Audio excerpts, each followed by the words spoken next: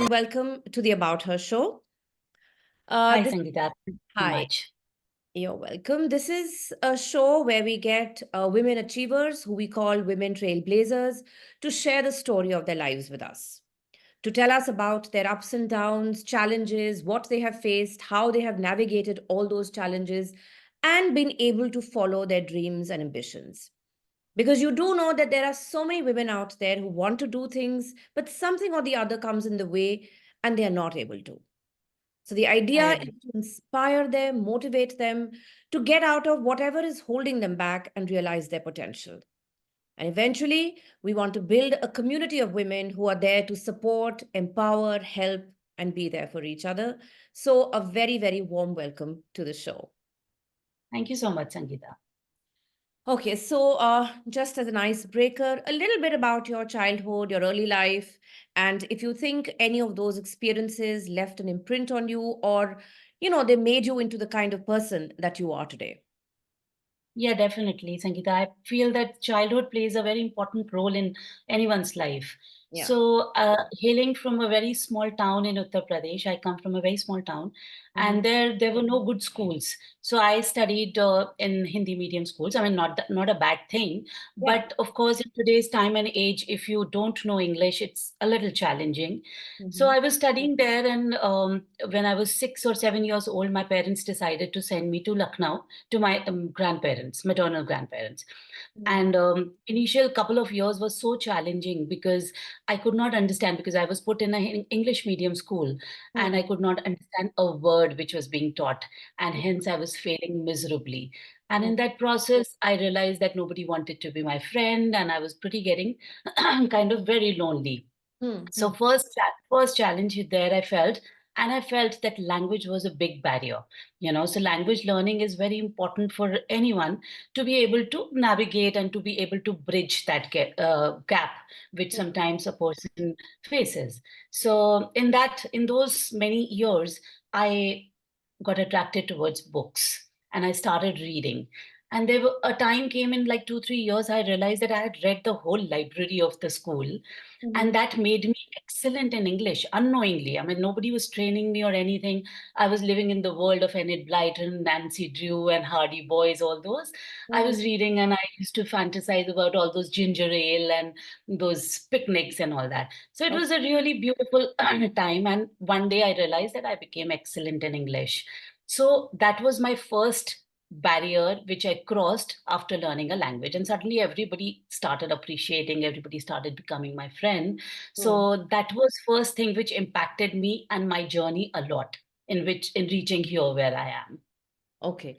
So at that point in time, did you have any aspirations, any dreams, any idols you had who you kind of wanted to be like when you grew up? Like, sometimes we have a Yeah. favorite movie star or somebody like that, and we feel, okay, I mean, I want to be like them when I grew up. So did you have any of those childhood idols?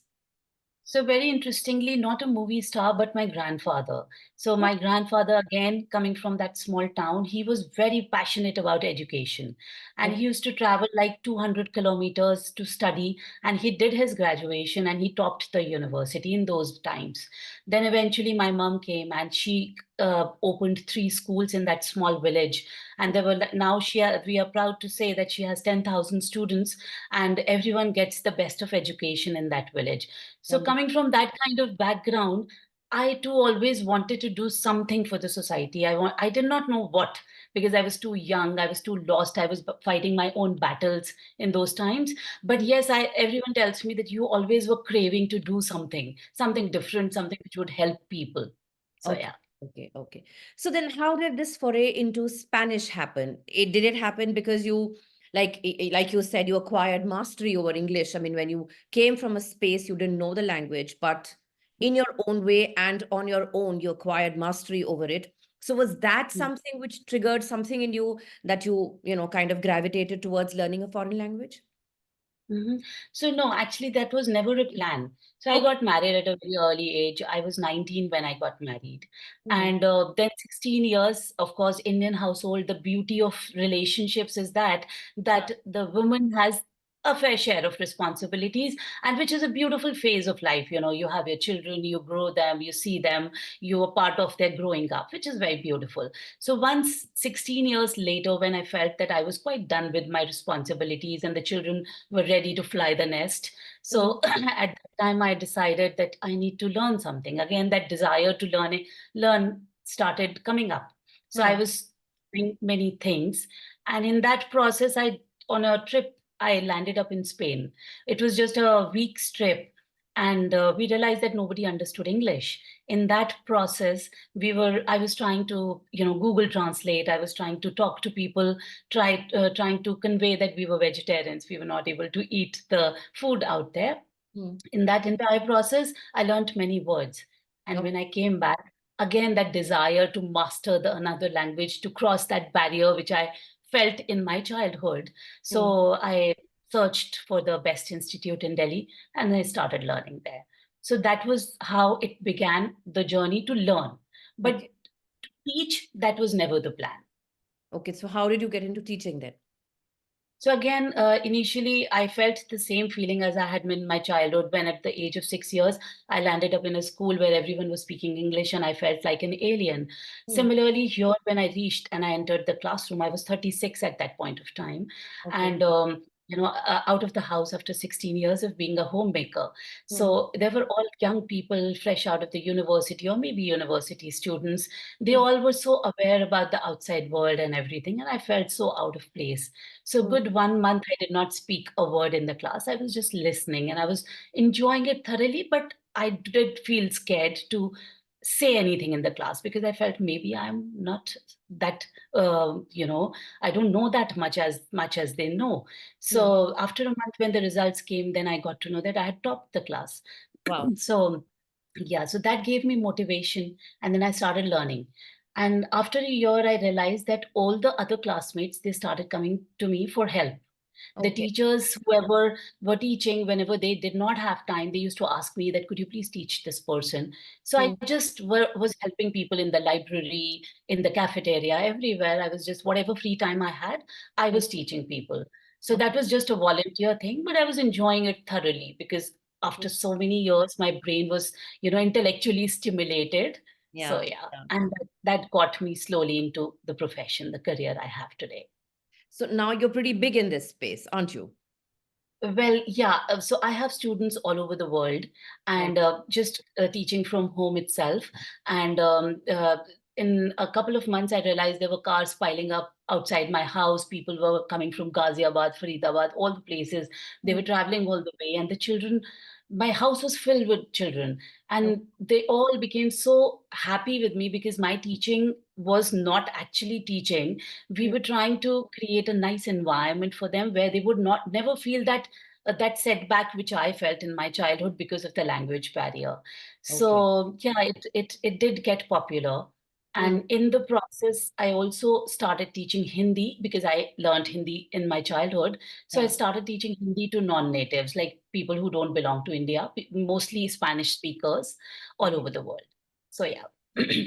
So it's so interesting that how your desire, or the rather the need to learn one language, ultimately paved the way for you to learn another language, and it's kind of also paved the way for your career and whatever you're doing right now. Wonderful. That's an amazing journey. So tell God me, has been. anyone who wants to get into this space, like they also want to not only learn a language, but also teach that language, a foreign language, to somebody else. Mhm. Could you Correct. share 3 tips on what are the most important things that they should keep in mind? Yeah. So before sharing the tips, I also want to share that in this process, I also felt that, there are a lot of homemakers out there Yeah. who, after all these years of being at home, many a times they feel very directionless. They are very, very talented. They can really make a difference to their lives as well as other people's lives, but they Mm. don't have a direction. So last year, I started this little program to educate women who would be interested and to teach them Spanish and eventually turn into a career. And very hesitantly, a couple of women joined. And I'm very, very proud to say that many of them now, I have a student who's 60 years old, a lady who's 55 years old. They Wonderful. have crossed the third level of Spanish and they're very well ready to teach out there. So That's a they feel wonderful very, very story. happy. Yeah.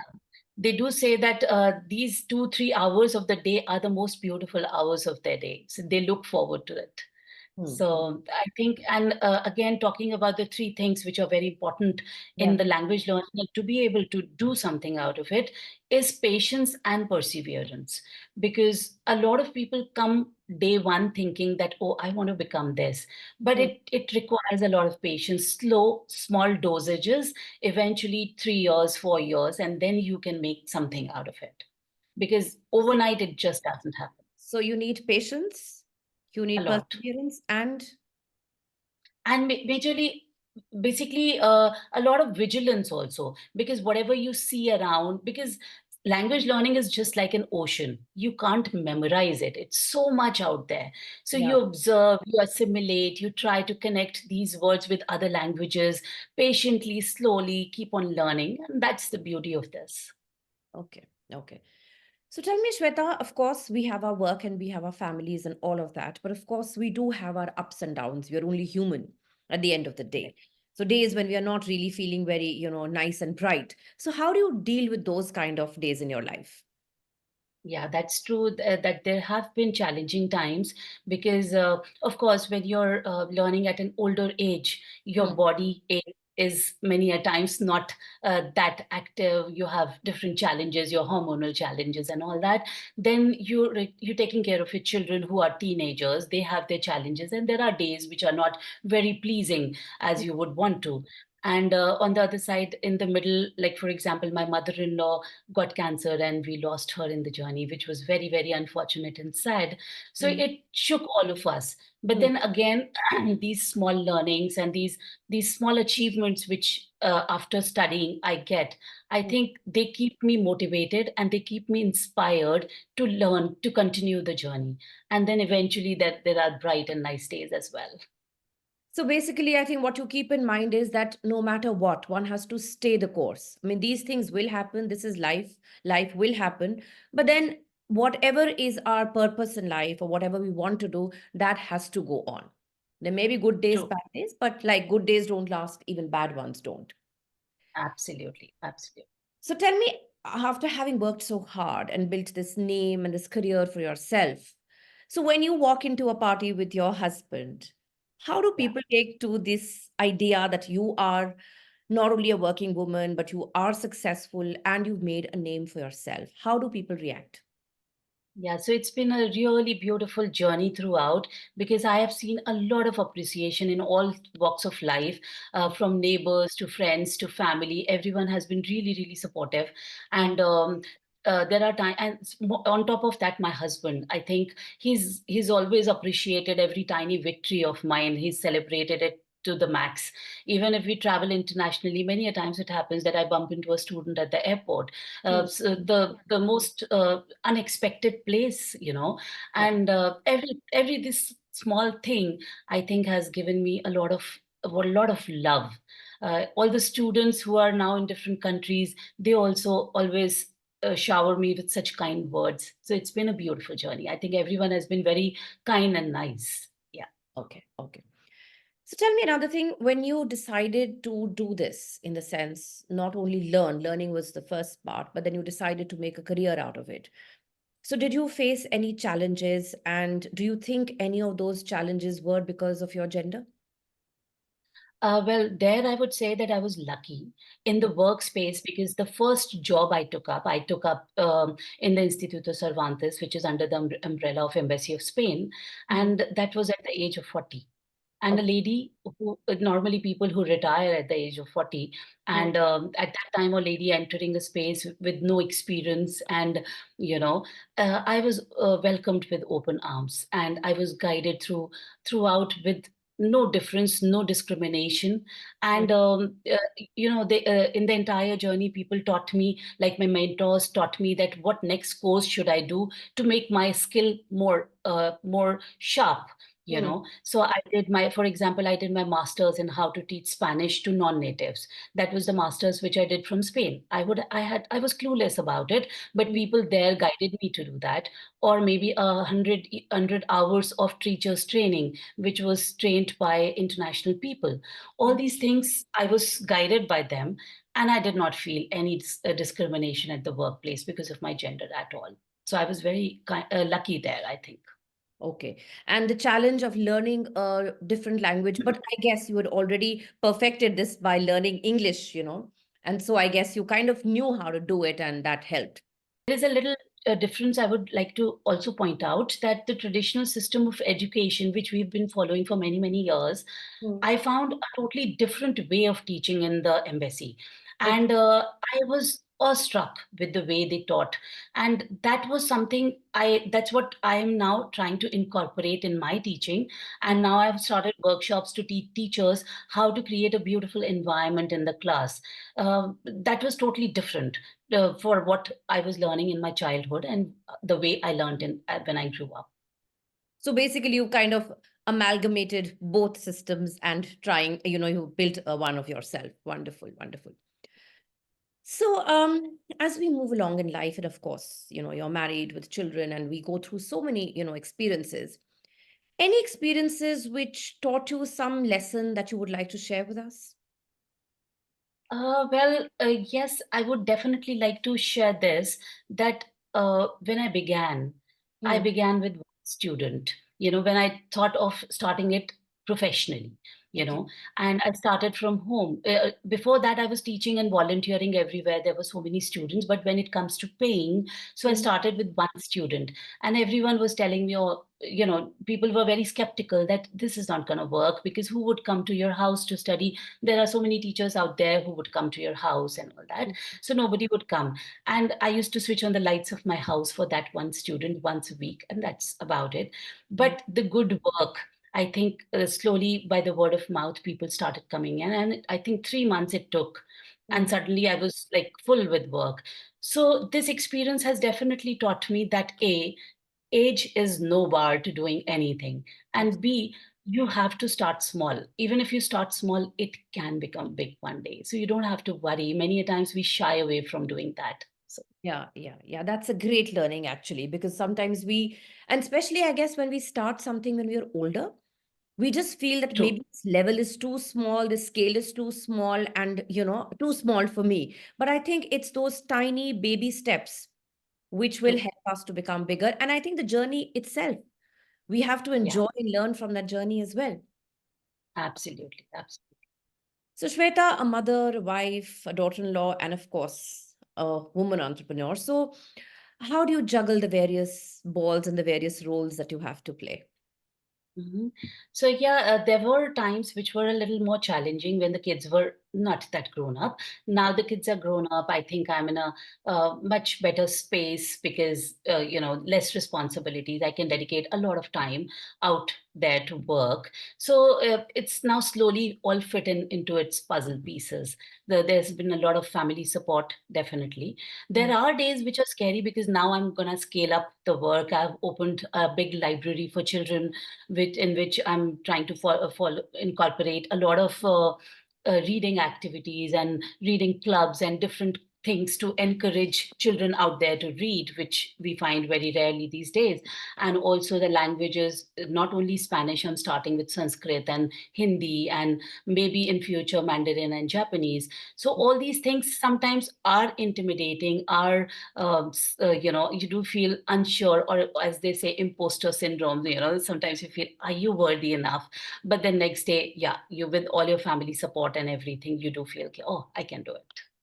So, say So you it's have, okay, yeah, sorry. it's possible now. Yeah, So, say it's in a day you have 10 things to do and you feel that clearly I don't have enough time. So, how would you mm. organize those 10 things? Or you would let a few drop by?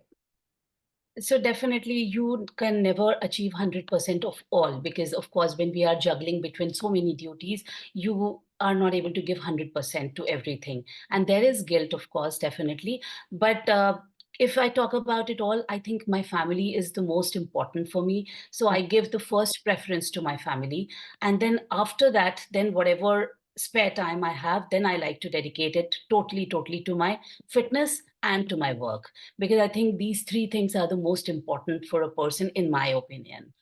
You're right. You're right. So basically, you have to know what to do when and prioritize. So that's the key. Okay. Yeah.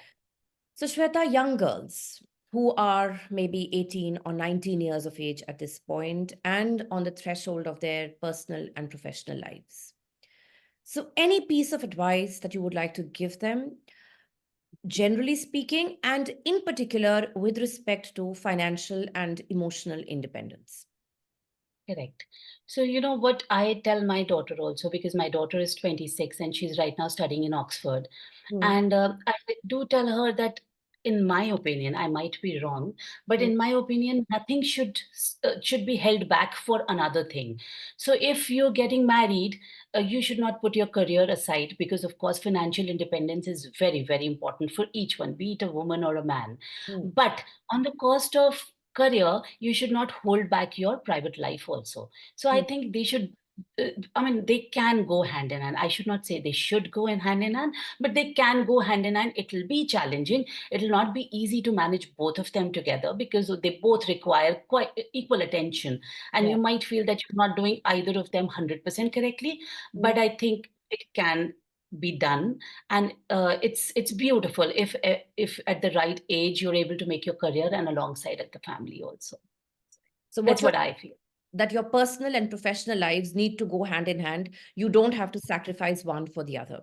That I think is Definitely. something, because I have seen around me that nowadays, maybe the way we've raised our girls, somewhere girls are more tilted towards the professional side and a little less towards personal, because they feel, okay, Absolutely. fine, I'll get married when I'm, 30, 32. But yes, you're right. You have to balance it out, Yeah, maybe a little bit of something more today and something more of the other thing, some other day. But yes, you're right. You need to strike a balance. that's true. Okay, another phenomena that I have observed around me, which I like to, refer to as midlife rebooting, is that a lot of people in their late 30s, early 40s, or maybe even mid 40s for that matter, are now switching to careers which they probably had dreamt of but never done because of, whatever reasons. But now they are like switching from, doctors suddenly becoming an author, or suddenly, taking part in marathons and stuff like that.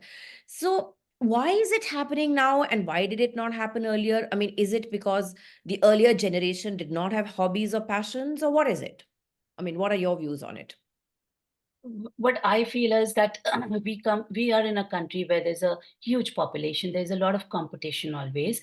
So Mm, in the early years of our lives, people who are trying to make a career, they actually do not find time for their hobbies, because they have to make a stable career.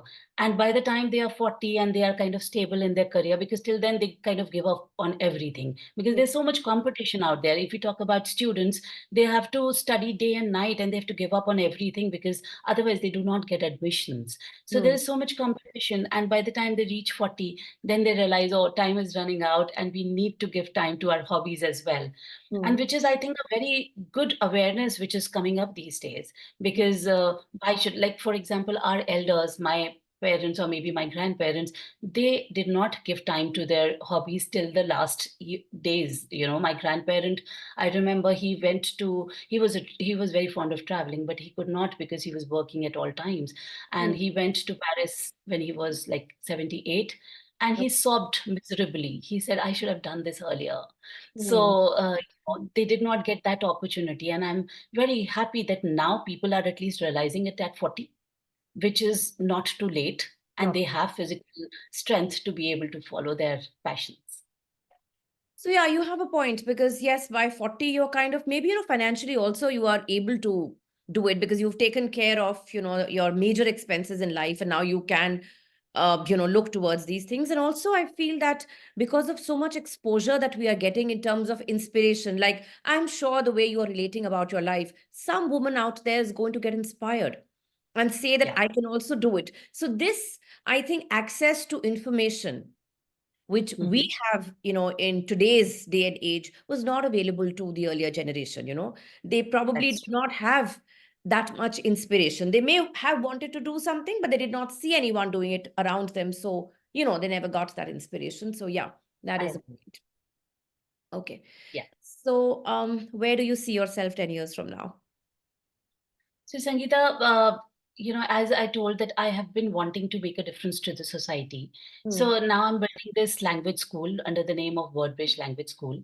And Hmm. 10 years down the lane, I want to open a lot of branches of the school in smaller towns. Like right now, also, I'm tying up with smaller town schools where Hmm. there is no facility of foreign languages. Yeah, I feel that children who are going to work outside, who are going to travel outside, even in smaller towns, they should have that chance to learn. So yeah, that we have started doing, and if all goes per the plan, I want to open different branches in different cities, smaller towns especially, and have a special wing for homemakers, because I really feel that they really need a lot of support, and they should be able to make use of their talent, I think. correct, correct. So I really want to do it that way. I hope I'm able to do it. I'm sure if you manifest it, it will happen. The universe up there will make sure it happens. So, finally, Shweta, a question that I ask every woman: can a woman have it all? Well, having it all has a different definition for everyone. Yes. And because it can be monetary, it can be having a big house or a fancy car or whatever. So Hmm. for me, if I talk about myself, as I said, the three most important things are having a loving family, Hmm. and a good productive way of using your time. If Hmm. you're working, or if you're teaching, or if you're whatever you're doing, giving it back to the society, working in an NGO, whatever, or inspiring other women. So the free time, if you're using it productively and you're able to have a healthy body, I think these are the three things which are very, very important for me. And so far, I would say that yes, I kind of 80% I have it of all three. So So yeah, so that clarity is, I think, first of all, necessary, that you have to know what is your all, what is it that you want from life, and and that all has to be decided by you. yeah, Nobody gets to decide it for you. So once you have decided, you're clear, then of course, I think nobody can stop a woman, right? ab- absolutely. So thank you, Shweta. It was indeed a delightful and a very engaging conversation. And I mean, I find it so inspiring what you're doing, and this idea of, the library. I'm quite taken in by that, because I love to read and I love to be part of anything, which is about reading and writing. So I think that's a wonderful, wonderful initiative. So all the best to you, and Thank you make so much. sure and, build many more libraries as well. Yeah, Thank you so much. Thank you. you're welcome.